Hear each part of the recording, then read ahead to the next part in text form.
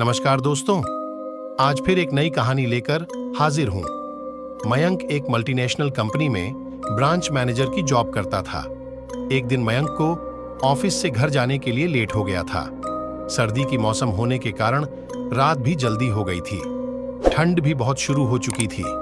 रास्ते में चलते चलते मयंक को अचानक एक आवाज सुनाई दी। रुक जाओ। मयंक वहीं पर ही रुक गया और पीछे मुड़ के देखा, लेकिन पीछे कोई भी नहीं था। फिर से वही आवाज सुनाई दी, सामने देखो। जैसे ही मयंक ने सामने देखा तो उसे जमीन पर कुछ चमकती हुई चीज दिखाई दी। मयंक दौड़ के उस चीज के पास गया और देखा तो यह कोई साधारण चीज नहीं थी, बल्कि एक चमकता हुआ हीरा था। उसने वह हीरा अपने हाथ में लिया। उसकी चमक देखकर मयंक की खुशी का पार न रहा। लेकिन मयंक को कहां पता था यह कोई साधारण है या नहीं, बल्कि एक मायावी हीरा है। अचानक उस हीरे में से आवाज आई, अगर तुम्हें और हीरे चाहिए तो इस जमीन को खोदो। इस जमीन के नीचे बहुत सारे हीरे हैं। मयंक खुश हो गया। उसने उस हीरे को अपनी जेब में डाला और जमीन खोदना शुरू किया। करीबन 2 फीट खोदकाम करने के बाद अचानक मयंक डर के मारे चिल्लाने लगा। इसके कारण उसका संतुलन खो गया और जमीन पर गिर पड़ा, क्योंकि उस गड्ढे में से हीरे मोती नहीं बल्कि किसी इंसान का कटा हुआ सर मिला। अचानक वह सर हवा में उड़ने लगा और बोला, डरो मत, मैं तुम्हें कोई हानि नहीं पहुंचागा। मैं तुम्हें बहुत सारे हीरे जवेरात भी दूंगा। बस मेरी बात ध्यान से सुनो। मैं जहां जाता हूं वहां मेरे पीछे आओ। बल्कि उस सिर का कटा हुआ धड़ मिला। उस सिर ने कहा, अब तुम्हें एक आखिरी काम करना है, उसके बाद मैं तुम्हें मालामाल कर दूंगा। तुम्हें कहीं से भी एक लोटा खून लाना होगा। मयंक ने बोला, एक लोटा खून? पर मैं एक लोटा खून कहां से लाऊंगा? उस सिर ने कहा, चलो मेरे साथ। वो डरावना चेहरा मयंक को साथ लेकर थोड़ी दूरी पे गया। वहां उसे एक इंसान को जाते हुए देखा।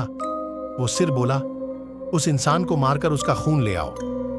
मयंक डर गया और बोला, नहीं नहीं, यह मुझसे नहीं होगा। मैं यह नहीं कर सकता। अगर तुमने यह काम नहीं किया तो मैं तुझे बहुत बड़ी मुसीबत में डाल दूंगा। फिर तुम्हारी पूरी जिंदगी नर्क बन जाएगी। मयंक ने हाथ जोड़कर उसे कहा, मुझे माफ कर दो। अगर मैंने उसे मारा तो मुझे पुलिस गिरफ्तार कर देगी और मुझे जेल जाना पड़ेगा। उस सिर ने अपने तंत्र मंत्र की शक्ति से एक छुरी और लोटा प्रकट किया और गुस्से से बोला, अगर तुम मेरा यह काम नहीं करोगे तो मैं तुम्हारे पूरे परिवार को मार दूंगा। मयंक ने मजबूरी में आकर उस आदमी को मार डाला और उसका खून लेकर उस सिर के पास गया। वो सिर खून को देखकर बहुत खुश हुआ और बोला, यह खून मेरे शरीर पे डाल दे। उस सिर के कहने पर मयंक ने खून को उसके शरीर पे डाल दिया। फिर कुछ ही देर में वो कटा हुआ सिर उस शरीर पे जुड़ गया। यह सब देखकर मयंक की हालत अब खराब होने लगी। वो उस भूत को देखकर काफी डर गया। जैसे ही वो भूत जिंदा हुआ तो जोर जोर से हंसने लगा और डरावनी आवाज में बोला, तुमने बहुत बड़ी गलती कर दी कि तुम्हें मुझे फिर से जिंदा कर दिया। अब मैं सिर्फ तुम्हें ही नहीं बल्कि इस पूरे शहर को मौत के घाट उतार दूंगा। डर के मारे मयंक के मुंह से आवाज भी नहीं निकल रही थी। वो अपने जान बचाने के लिए वहां से दौड़ा, लेकिन उस भूत ने छलांग लगाकर मयंक को जमीन पे गिरा दिया और बोला, मुझे बहुत भूख लगी है, अब मैं तुम्हारा मांस खाऊंगा। जैसे ही उस भूत ने मांस खाने के लिए आगे बढ़ा कि तुरंत ही उसका सिर धड़ से अलग हो गया। मयंक समझ नहीं पाया कि आखिर यह चमत्कार हुआ कैसे। जब मयंक ने पीछे मुड़कर देखा तो एक अघोरी बाबा खड़े थे। उस अघोरी बाबा ने कहा, जब तुम उस आदमी को मारकर उसका खून ले जा रहे थे तभी मैंने देख लिया था और समझ गया कि कुछ तो बुरा होने वाला है।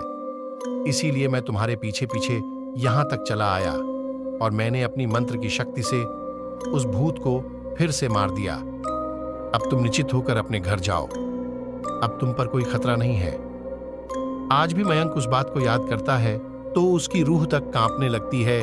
दोस्तों, आपको यह कहानी कैसी लगी प्लीज हमें कमेंट करके जरूर बताएं।